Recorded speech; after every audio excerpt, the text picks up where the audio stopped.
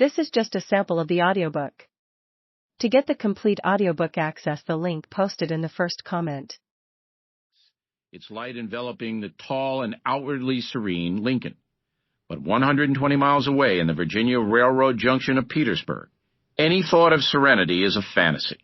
The Confederate Army, under the command of General Robert E. Lee, has been pinned inside the city for more than 250 days by Union forces under the command of General Ulysses S. Grant. Though living in trenches and reduced to eating rats and raw bacon, Lee's men will not surrender. Instead, Lee is making plans to slip out of Petersburg and escape south to the Carolinas. If he succeeds, Lincoln's prayer for a reunified United States of America may never be answered. America will continue to be divided into a North and a South, a United States of America and a Confederate States of America. Lincoln's inaugural speech is a performance worthy of a great dramatic actor. And indeed, one of America's most famous thespians stands just a few feet away as Lincoln raises his right hand.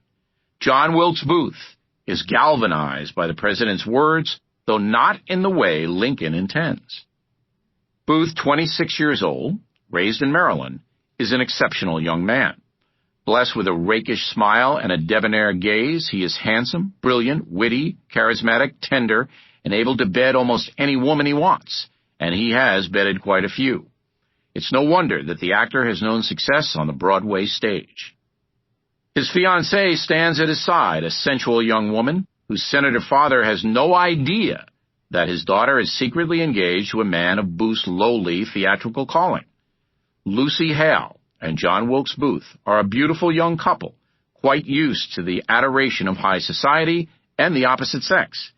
Yet not even she knows that Booth is a Confederate sympathizer, one who nurses a pathological hatred for Lincoln and the North.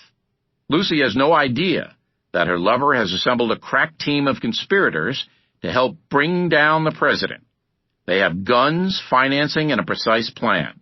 At this point, patience is their watchword.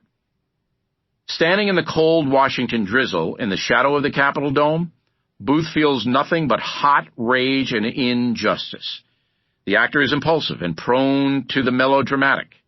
Just before Lincoln's speech, as the president stepped out onto the east portico, Booth's carefully crafted conspiracy was instantly forgotten. Though he had no gun or knife, Booth lunged at Lincoln.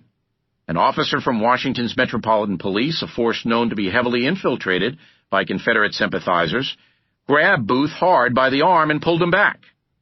The actor struggles, which only made Officer John William Westfall grasp him tighter. Like everyone else in the city, Westfall is well aware that there are plots against Lincoln's life. Some say it's not a matter of if, but when the president will die. Yet rather than arrest Booth or even pull him aside for questioning, Westfall accepts Booth's excuse that he merely stumbled. Arresting a celebrity like Booth might have caused the policeman problems. But Booth is definitely not finished. He seethes as he listens to Lincoln's speech. The grace and poetry of the words ignite his rage. The sight of so many black faces beaming up at Lincoln makes him want to vomit. No, Booth is most definitely not finished. If anything, his determination to knock Lincoln off his throne becomes more intense. Lincoln isn't finished either.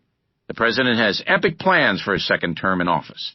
It will take every one of those 4 years, and maybe even longer, to heal the war-torn nation. Healing is Lincoln's one overriding ambition, and he will use every last bit of his trademark determination to see it realized. Nothing must stand in his way.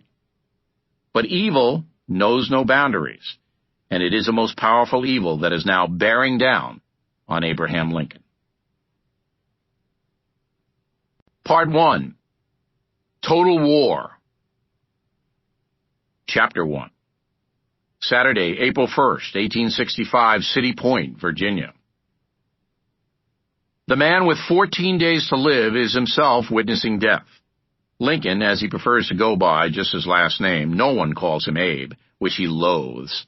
Few call him Mr. President.